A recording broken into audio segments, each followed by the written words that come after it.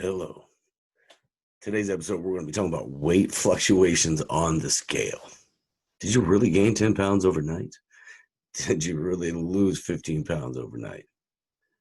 Probably not. But we're going to break it down for you. We're going to look into the science, show you exactly what's going on, and how most people should just go ahead and detach emotionally from that arbitrary number that the scale spits out to you, and why it's not something you probably need to be jumping on every day, because it's probably not giving you the information that you think it's giving you.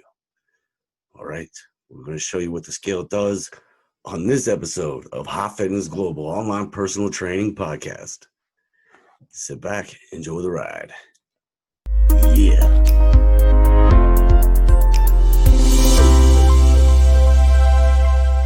Daily weight fluctuation is actually normal.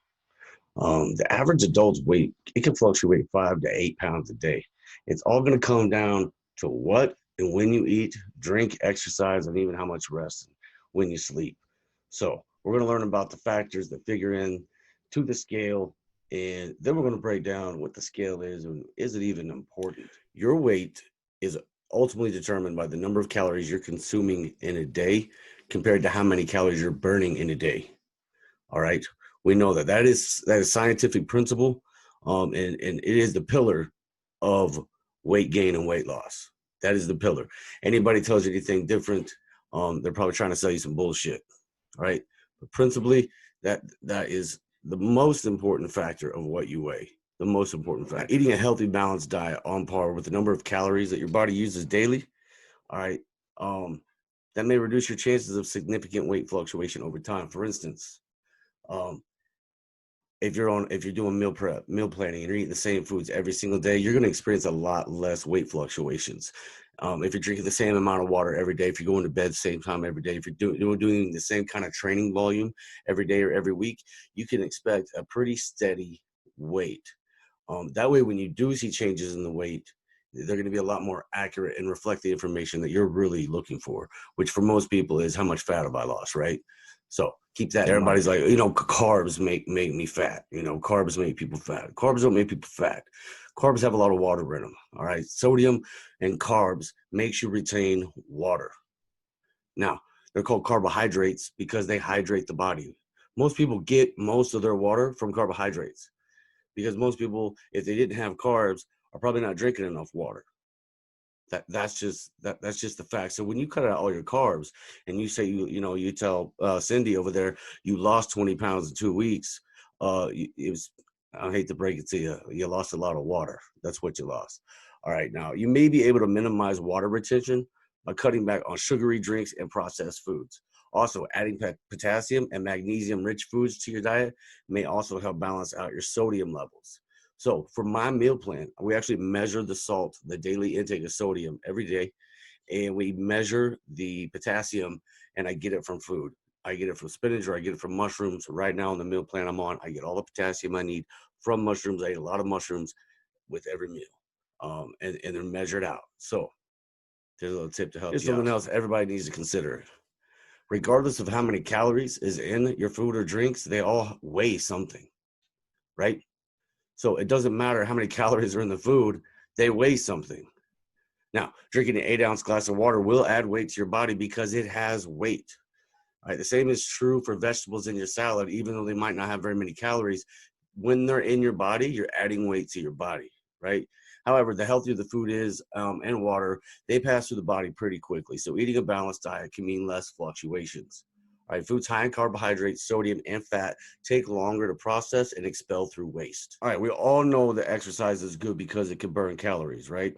And burning calories can result in weight loss if you're in a caloric deficit and you're not eating more calories than you burn.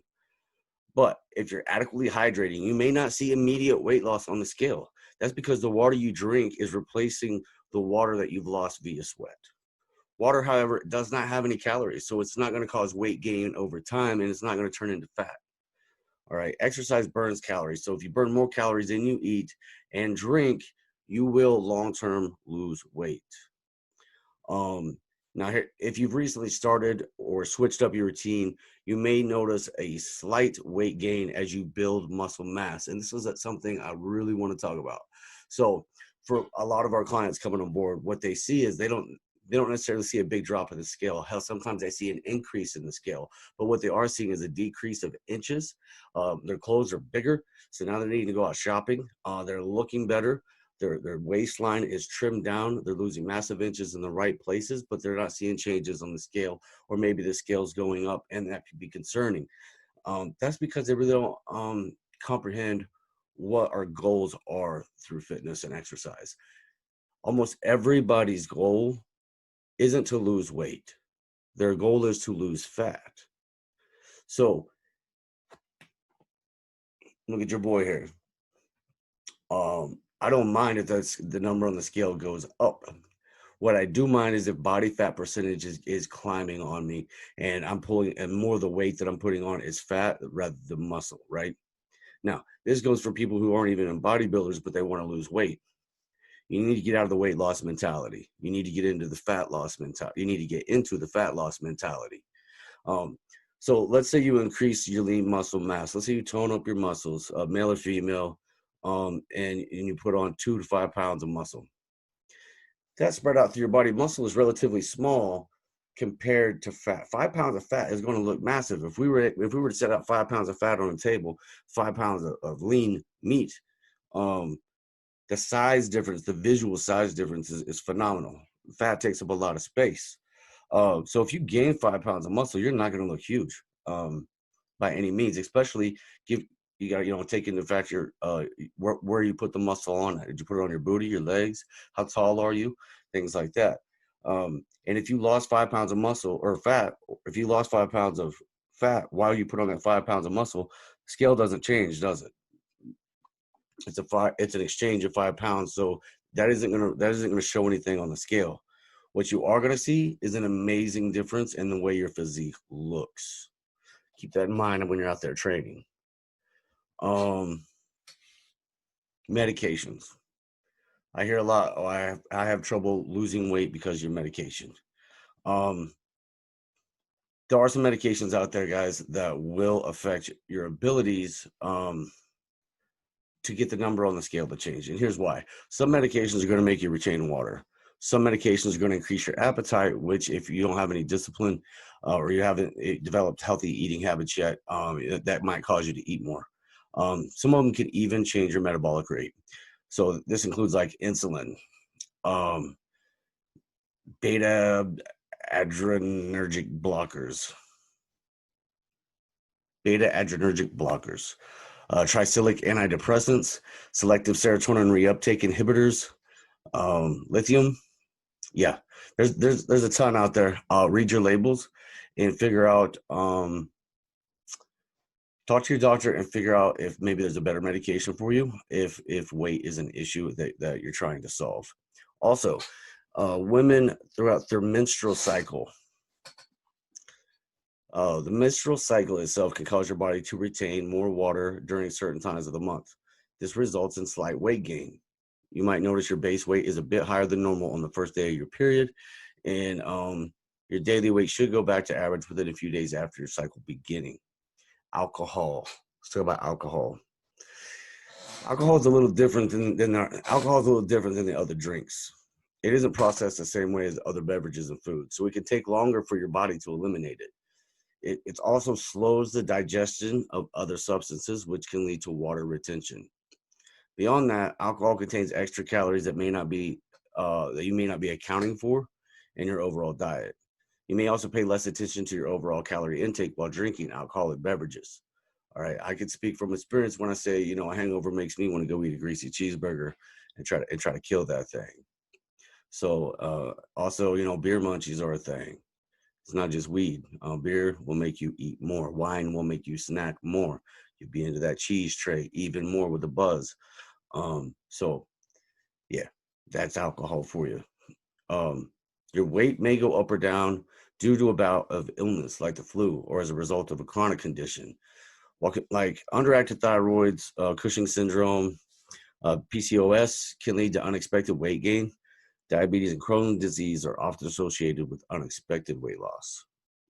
So you should see a doctor about thyroid issues, Cushing syndrome, PCOS, diabetes, Crohn's disease, even like ulcerative colitis, things like that that are inhibiting you from weight loss. When should you weigh yourself?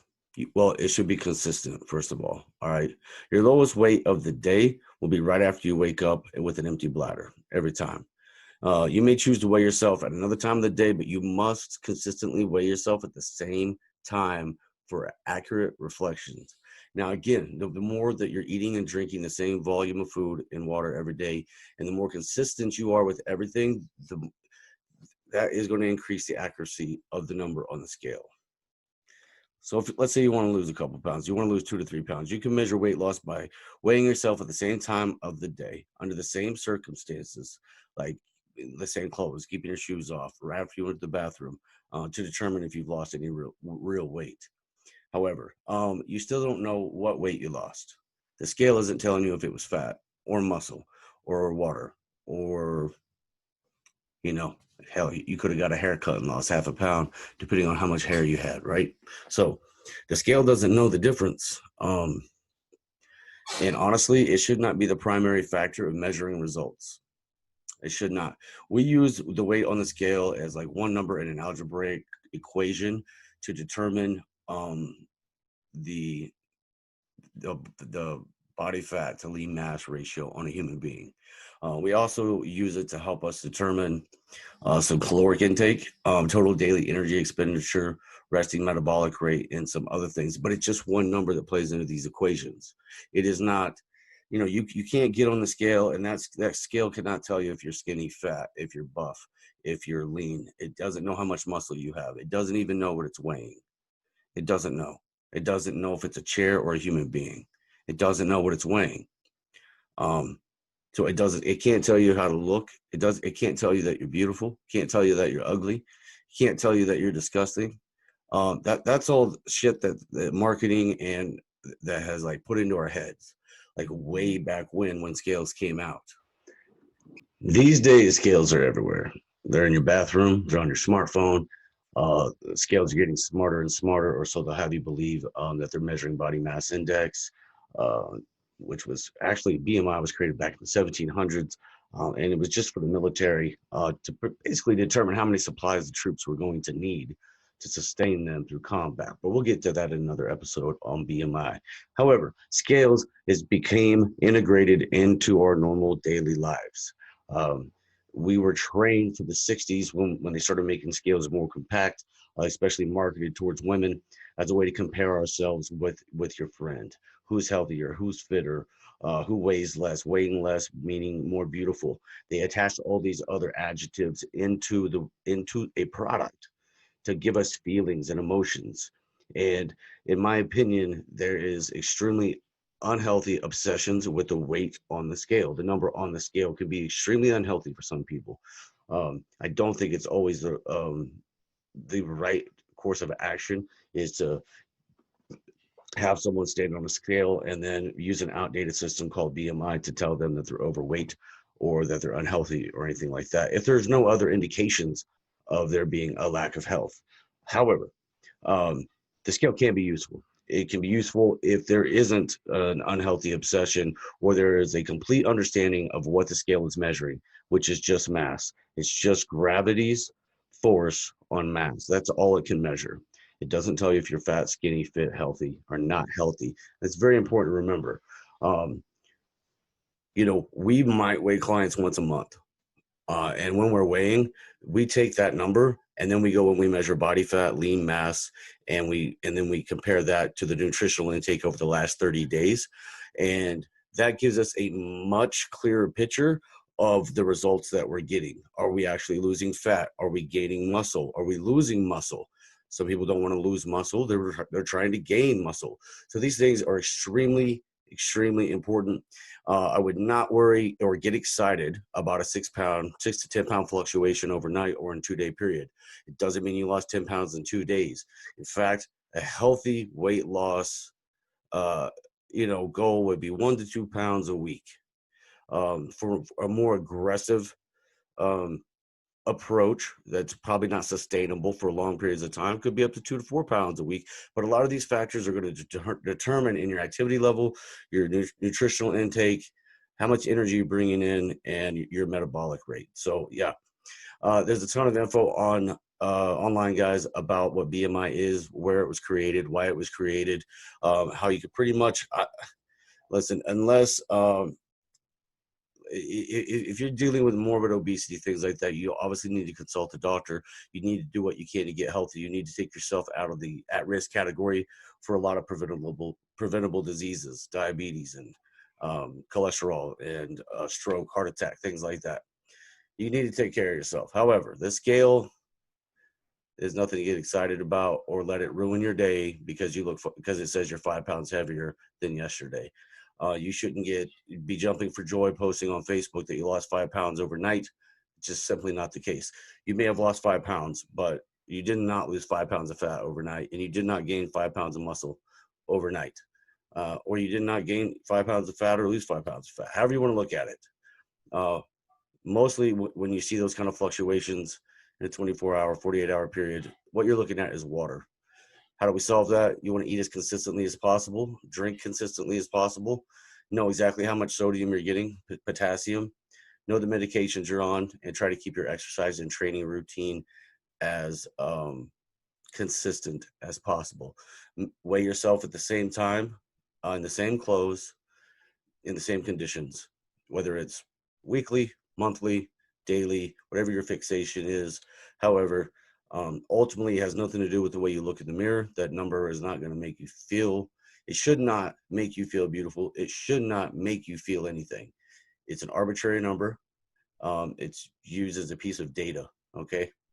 Um, the more you can do to disassociate yourself psychologically and emotionally from it and just look at it as an objective scientific measurement of gravity's force on mass,